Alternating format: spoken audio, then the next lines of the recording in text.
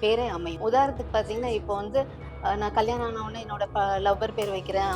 Husband ஒரு ஆண் வந்து தன் காதலி பெயரை வைக்கிறேன். இல்ல ஒரு பெண் வந்து எனக்கு இது அந்த பேர் பிடிச்சிருக்கு அப்படின்னு காதலன் பெயரை வைக்கிறதா இருந்தாலும் கூட, ஒருத்தவங்களோட ஜாதகம் தான் நாங்க பேசுறோம். நான் வந்துட்டு வெங்கடேச பெருமாள்னு பேர் வச்சிருக்கேன். அதனால எனக்கு குபேரன் வந்து காசு குடுத்துருவாரு. நான் வட்டி மட்டும் கட்டிட்டு இருக்கேன். நான் நல்லா இருக்கேன்னு சொல்ல முடியாது இல்லையா? அந்த காலத்துல ஆண்கள் இப்போ ஆண் குழந்தைக்கு ப்ரையாரிட்டி குடுத்து, அவங்களோடது தான் குடுக்கணும் ஜாதகம். ஆண் ஜாதகம் தான் பேசணும். இல்ல தலைச்சம் பிள்ளை ஜாதகம் தான் பேசணும்லாம் சொல்லுவாங்க. அது அப்படி கிடையாதுங்க. குரு ஜாதகத்தோட இத வந்து எடுத்துக்கிறதுல பிரயோஜனம் இல்ல. அது இந்த காலத்துல இப்ப நம்ம அத பத்தி பேசுறது அத விட வேஸ்ட்ங்கிற மாரி தோணுது. பட் கான்செப்ட்டா எடுத்துக்கிட்டோம். அதுல என்ன பலன் இருக்குன்னு பார்த்தோம்னா,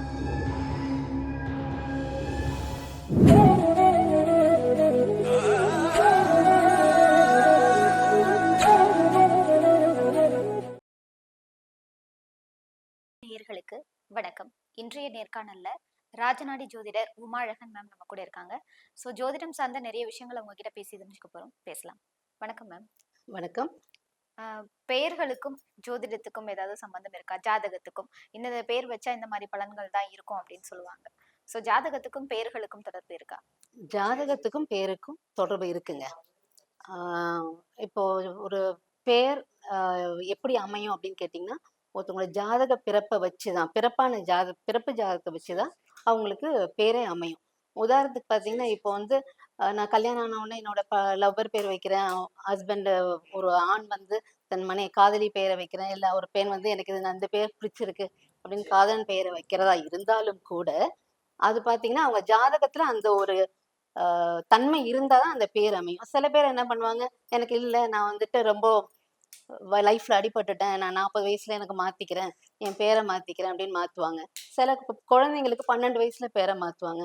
பொதுவாவே இந்த குரு ஒரு 12 இயர்ஸ் கிராஸ் பண்ணி வரும்போது அந்த மாதிரி ஒரு அமைப்ப அவங்க தேடுவாங்க. அப்பவும் பேர் மாறும். பேர்ல இருக்க அர்த்தம் மாறாது. அந்த ஜாதகத்துல என்ன இருக்கோ பிறப்பு ஜாதகத்துல, அதுவே அப்படியே வந்துட்டு அவங்களுக்கு பேரா அமையும். ஸோ ஃபர்ஸ்ட் என்ன பேர் வச்சிருக்காங்களோ அது ரிலேட்டடான பேர் தான் மறுபடியும் அவங்களுக்கு அமையும் ரிலேட்டடா மாத்தினாலுமே. தான் அமையும். அதனோட அர்த்தங்களும் அப்படிதான் இருக்கும். அதனோட பலன் ஜாதகத்தோட பலன் தான் பேராவே இருக்குங்க. அதே மாதிரி குழந்தை பேரு தள்ளி போறதுக்கும் ஜாதக அமைப்பு காரணமா இருக்குமா? அவங்களுக்குலாம் இந்தந்த பெயர்கள்லாம் இருக்கும் அப்படின்னு சொல்ல முடியுமா? வாழ்க்கையில நடக்கிற ஒவ்வொன்னுத்துக்குமே அந்த பிறப்பு ஜாதகம் தான் பேசுது. ம். அப்போ ஒவ்வொரு ஆக்ஷனும் ஒவ்வொரு செயல்கள் நடக்குது வாழ்க்கையிலங்கும்போது, கோச்சாரத்தோட அ கிரகங்கள் வந்து நமக்கு சப்போர்ட் பண்ணும், ம். கஷ்டப்படுத்தும். 2மே நடக்கும். இதுல வந்து குழந்தை பேருல நெறைய பேரு இந்தந்த பேர் வச்சிருக்கவங்களுக்கு குழந்தை பேர் இல்லங்கிறது இருக்குங்க. அதுல வந்து உங்களுக்கு வந்து இப்போ பிரியான்னு சொன்னோம்னா, ம். அவங்களுக்கு வந்துட்டு குழந்தை பேர்ல கொஸ்டின் மார்க் வரும். ம். ஒண்ணு லேட்டா நல்லாவே அவங்கவங்க வீட்லயும் அவங்க ஃப்ரெண்ட்ஸ் சர்க்கிள்ல இருக்கவங்களையும் யோசிச்சு பார்த்தாங்கன்னா, பிரியாங்கிற எந்த பொண்ணு எடுத்துக்கிட்டாலும் குழந்தை விஷயத்துல ஐவிஎஃப் போவாங்க. இல்ல லேட்டா குழந்தை பொறக்கும். ம். ஏதாவது ஒரு ட்ரீட்மெண்ட்டுக்கு போய் தான் அந்த மாரி வர மாதிரி இருக்கும். Okay ma'am. அதே மாரி ஒரு சிலருக்கு வந்து வாழ்க்கை ஃபுல்லாவே ஒரே அடி மேல அடியா தான் விழுந்துட்டு இருக்கும். என்ன பண்ணாலும் என்னால முன்னேற முடியலன்னு சொல்லுவாங்க. சோ அந்த மாரி இருக்கவங்களுக்கு இந்தந்த பெயர்கள்லாம் இருக்கும் அப்படின்னு சொல்ல முடியுமா? முருகவேல், குமரவேல், செந்தில், ஆ முருகேசன் இந்த மாரி பெயர் கொண்டவங்க. இது வந்து ஒரு உதாரணமா தான் நான் சொல்லிட்டு இருக்கேன். இந்த மாரி பெயர் கொண்டவங்களுக்கு ஹெல்த் இஷ்யூஸும் வரும். ஃபினான்ஷியல் இஷ்யூஸும் வரும். இது 2மே வரும்பொழுதே மாத்தி, மாத்தி அவங்களுக்கு அடிபட்டுட்டு இருக்கிற மாதிரி தான் இருக்கும். அந்தந்த இடத்துல கோச்சாரம் கொஞ்சம் கை குடுக்கும். கை குடுத்தாலும் திருப்பி வந்து இதுவே அவங்களோட அடையாளமாவும் மாறி நிக்கும். ஆனா கடவுள் மேல இருக்க அந்த பற்றுனால தானே முருகர் அப்படின்னு சொல்லிட்டு பேர் வைக்கிறாங்க மேம். கடவுள் பேரை வைக்கும்போது அவங்க லைஃப் இப்படிதான் இருக்கும் அப்படின்னா அதுக்கு என்ன காரணம்? அதுக்கு என்ன இல்ல காரணம்? அதுக்காக பெருமாள்னு பேர் வச்சா நம்ம வீட்ல குபேரன் வந்து காசு குடுப்பாரா? அப்படி கிடையாது இல்லைங்களா? ஸோ ஒவ்வொருத்தவங்களோட ஜாதகம் தானே அங்க பேசும். நான் வந்துட்டு வெங்கடேச பெருமாள்னு பேர் வச்சிருக்கேன். அதனால எனக்கு குபேரன் வந்து காசு குடுத்துருவாரு. நான் வட்டி மட்டும் கட்டிட்டு இருக்கேன். நான் நல்லா இருக்கேன்னு சொல்ல முடியாது இல்லையா? ம். ஸோ இது வந்து நீங்க கேட்ட கேள்வியில வந்து அடி மேல அடி வாங்கிட்டு இருக்கோங்கிறதுக்கு இது உதாரணமா சொன்னேனே ஒழிய, ஒவ்வொருத்தவங்களோட ஜாதகத்தோட பிறப்பு ஜாதகத்தோட பலன் தாங்க இதுல எல்லாருக்குமே குடுக்கும். நிச்சயம். இந்தந்த பெயர்கள்லாம் இருக்கவங்களுக்கு இந்த மாதிரியான விஷயங்கள்லாம் நடக்கும் அப்படின்னு சொல்றாங்கல்ல மேம். இப்போ ஒருத்தருக்கு கல்யாணமே ஆகல, ரொம்ப நாள் ஆகுது அப்படின்னா, அதுக்கும் அவர் பெயர் காரணமா இருக்குமா? அவர் பெயர்னால கல்யாண தடைகள்லாம் ஏற்படுமா? பேரால கல்யாண தடைகள் வராது. ஏற்கனவே அந்த கல்யாண தடை அந்த ஜாதகத்துல இருக்கும். ம். அ அவங்கவங்க ஜாதகத்துக்கு ஒரு ஜாதகத்துல வந்து கல்யாண தடை வருதுன்னா, அதுக்கு வந்து பெண்ணா இருந்தா செவ்வாய் அங்க அதிகாரமா இருக்கும். ஆணா இருந்தா சுக்கிரன் அதிகாரமா இருக்கும்னு சில விஷயங்கள் இருக்குங்க. இதுல வந்து பேரு வந்து சில இது அமையுது பார்த்தீங்கன்னா, இப்போ ராம்ங்கிற பேர் இருக்கவங்க பார்த்தீங்கன்னா கல்யாண லைஃப்ல பிரச்சனைகள் இருக்கும். ம். அதுவே அவங்களோட அடையாளமா இருக்கும் சொல்ல போனோம்னா. ம். அவர் ஒய்ஃப் வீடோட கூட இல்ல, ம். இல்ல ஒரு டிவோர்ஸி ம். அப்படிங்கிற மாதிரியும், கல்யாண வாழ்க்கையில ஒரு கேள்விக்குறி. எனக்கு நான் நல்லா தானே இருக்கேன் அப்படின்னு 35 வயசுல ஒருத்தவங்க சொல்லுவாங்க. ம். அதே ஒரு 55 வயசு வரும்போது எப்ப துணை தேவையோ, ம். அன்னைக்கு வந்து அந்த துணை இல்லாம இருக்கலாம். ம். அந்த மாரி அமையறதும் இருக்கு. இப்ப சரவணன் ஒரு பேர் எடுத்துட்டீங்கன்னா, அவங்களுக்கு 2 கல்யாணம்ங்கிறது கம்பல்சரி இருக்குங்க. ம். இல்லையே நான் நல்லா இருக்கேன். எனக்கு இப்ப 50 வயசு ஆகுது அப்படின்னா, கல்யாணமும் நல்லா இருந்திருக்கும். ம். அவங்களுக்கு பின்னாடி இன்னொரு ரிலேஷன்ஷிப் இருந்திருக்கலாம். இல்ல அவங்க படிக்கும் பொழுது ம். ஒரு கான்டாக்ட் மெயின்டெயின் ஆயிருக்கும். அந்த மாரி இருக்கும். Okay ma'am. இப்போ இன்னொரு விஷயம் என்னன்னா, பொண்ணுங்க இப்போ நெறைய பிசினஸ் பண்ண ஸ்டார்ட் பண்ணிட்டாங்க. நம்ம பார்த்தோம்னாலே தெரியும் நெறைய பிசினஸ் விமென்ஸ் வந்து வந்துட்டாங்க. ஸோ அதுங்கள்ல மோஸ்ட்லி எப்படி இருக்காங்கன்னா, ஒண்ணு டிவோர்ஸ் வாங்கிட்டு வந்திருக்காங்க. ஹஸ்பண்ட் இல்லாம இருக்காங்க. இந்த சொசைட்டில எப்படியாவது நம்ம சர்வை பண்ணி காமிக்கணும் அப்படின்ற ஒரு சிச்சுவேஷன்ல அவங்க இருந்துட்டு வராங்க. ஸோ அவங்க சக்சஸ் தான் குடுக்குறாங்க மோஸ்ட்லி. அதுக்கு அவங்க ஜாதக அமைப்பு காரணமா இருக்குமா? இல்ல இந்த சொசைட்டில நம்ம வாழ்ந்து காமிக்கணும் அப்படின்ற ஒரு கான்ஃபிடன்ஸ் காரணமா இருக்குமா? ஃபர்ஸ்ட்டு சொசைட்டில வாழ்றோம், இந்த உலகத்துல வாழ்றோம். எது எடுத்தாலும் பிறப்பு ஜாதகம் தான் பேசும். ம். அது வந்து அவங்க ஹஸ்பண்டோட இருக்காங்கங்கிறது வந்து எல்லா சக்சஸ் விமனும் டிவோர்ஸியா இருக்கிறதில்ல. ம். ஆ நெறைய சப்போர்ட் ஃபேமிலீஸ்லேருந்து இருக்கு. இதுல நெறைய ஆண்கள் சப்போர்ட்டும் இருக்கு. ம். குடும்பத்துல இருக்கவங்க நெறைய பேரோட சப்போர்ட்டும் இருக்கு.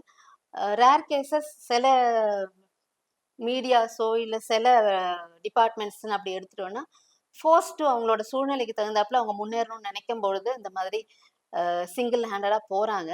இதனால வந்து பிறப்பு ஜாதகம் தான் சப்போர்ட் பண்ணுதான்னு கேட்டீங்கன்னா, இந்த ஜாதகத்தினால இப்படி நடக்குதான்னு கேட்டீங்கன்னா, அது அப்படி கிடையாதுங்க. ம். இது அவங்க சக்சஸ் ஆறதுக்கு அவங்க தனிப்பட்ட ஜாதகம் பேசுது.